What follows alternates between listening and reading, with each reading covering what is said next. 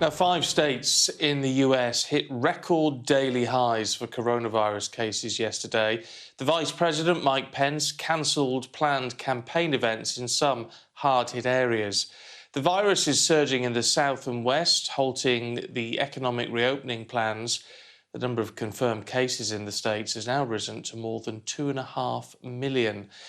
Well, let's talk to Senior Clinical Lecturer at the University of Exeter, Dr. Bharat Pankhania. Good morning to you. I mean, what ultimately is driving this spike in cases? So what has happened in the United States, if we look at the graph for the United Kingdom and the United States, they have a similar trajectory. And all this happens because of a late intervention. So once we have allowed the virus to freely circulate, it is so difficult to contain it. And the United States is a clear example, an epidemiological textbook evidence of how not to do it.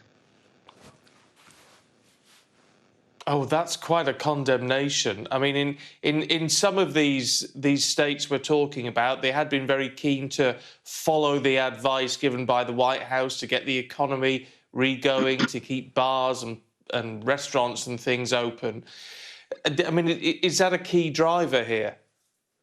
Unfortunately, it is. And I wish that if the United States has intervened early in their control measures, we would see a completely different trajectory and a much better result today. What are we seeing in terms of places like New York that were very much the epicenter of the pandemic in the United States? Is that now falling behind some of these other states? Indeed. So with New York, we haven't got that surge, but that is because the infection has been through and there are better control measures over there. With states where the early interventions, the early control measures, the testing, the identifying, the isolating were late to be implemented, we have a background high level of cases and they go on to keep on generating more and more cases. It really isn't complicated science. It really is pretty straightforward. Late intervention, we have consequences. Early intervention, we regain control and we are able to manage better.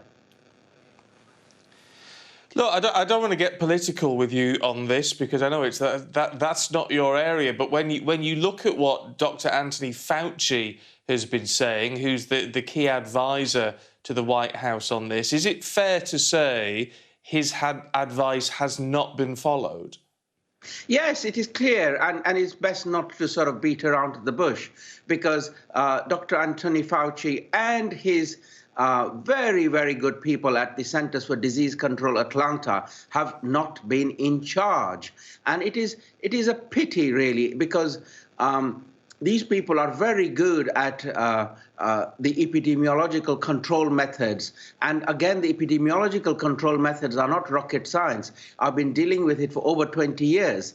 And early intervention, the removing of people from circulating, because this is a human-to-human infection, produces results. If you fail to do it, you get outbreaks. And we are seeing this in the United States. We are also seeing it in Brazil. And we are seeing it in other nations around the globe as well.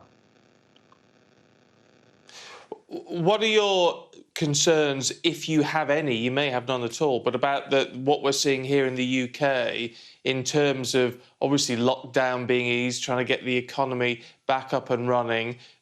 Do you agree with the timing and the way this is being done? No, our UK lifting of the lockdown is premature, and my reasons are as follows. So whilst our community cases have come down, which is a very good thing, they have plateaued. So instead of going down, down, down and remaining down, they have come down and then plateaued. So roughly speaking, every week we have a range of between 12 to 60,000 cases in the community. On top of that, we have a very centralized testing and contact tracing armamentum.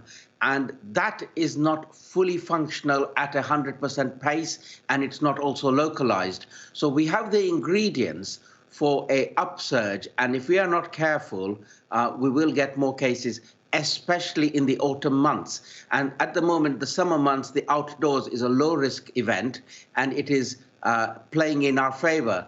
I just want our contact tracing, our testing systems to be more responsive and more localized for especially the autumn months, which are only a few months away.